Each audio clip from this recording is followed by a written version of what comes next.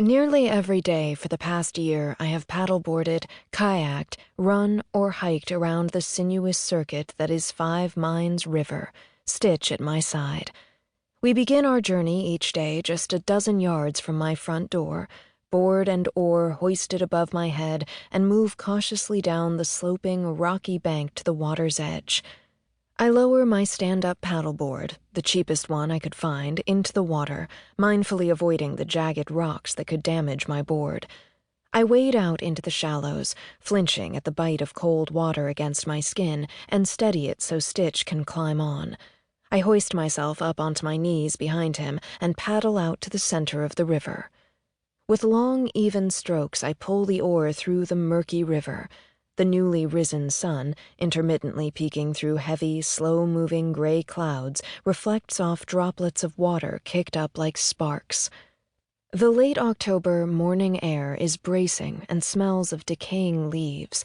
I revel in the sights and feel of the river, but I can't hear the slap of my oar against the water, can't hear the cry of the seagulls overhead, can't hear Stitch's playful yips.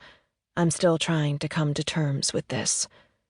The temperature is forecast to dip just below freezing soon, and when it does, I will reluctantly stow my board in the storage shed next to my kayak until spring. In front of me, like a nautical figurehead carved into the prow of a sailing vessel, sits Stitch. His bristled coat is the same color as the underside of a silver maple leaf in summer, giving him a distinguished air. He is 3 years old and 55 pounds of muscle and sinew, but often gets distracted and forgets that he has a job to do. Normally, when I go paddling, I travel an hour and a half north to where 5 Mines abruptly opens into a gaping mouth at least a mile wide. There, the riverside is suddenly lined with glass-sided hotels, fancy restaurants, church spires, and a bread factory that fills the air with a scent that reminds me of my mother's kitchen. Joggers and young mothers with strollers move leisurely along the impressive brick-lined riverwalk, and the old train bridge that my brother and I played on as kids looms in the distance, out of place and damaged beyond repair. Kind of like me. Once I catch sight of the train bridge or smell the yeasty scent of freshly baked bread, I know it's time to turn around.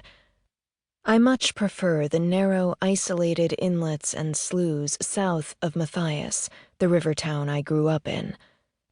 This morning, there's only time for a short trek.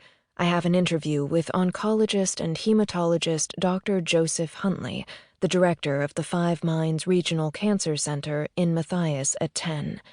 5 Mines provides comprehensive health care and resources to cancer patients in the tri-state area.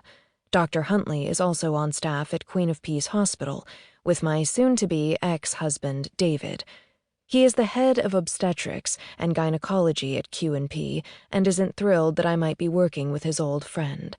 It was actually Dr. Huntley who called me to see if I was interested. The center is going to update their paper files to electronic files and needs someone to enter data. Dr. Huntley, whom I met on a few occasions years ago through David, must have heard that I've been actively searching for work with little luck. David, despite his grumblings, hasn't sabotaged me. I'll be lucky if he can muster together any kind words about me.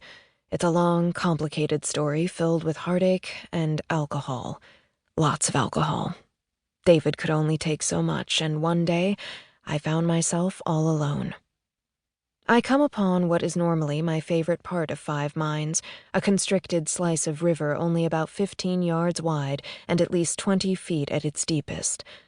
The western bank is a wall of craggy limestone topped by white pines and brawny chinkapin oaks whose branches extend out over the bluff in a rich bronze canopy of leaves. Today the river is unusually slow and sluggish, as if it is thick with silt and mud. The air is too heavy, too still. On the other bank, the lacy leaf tendrils of black willows dangle in the water like limp fingers. Stitch's ears twitch. Something off in the distance has caught his attention.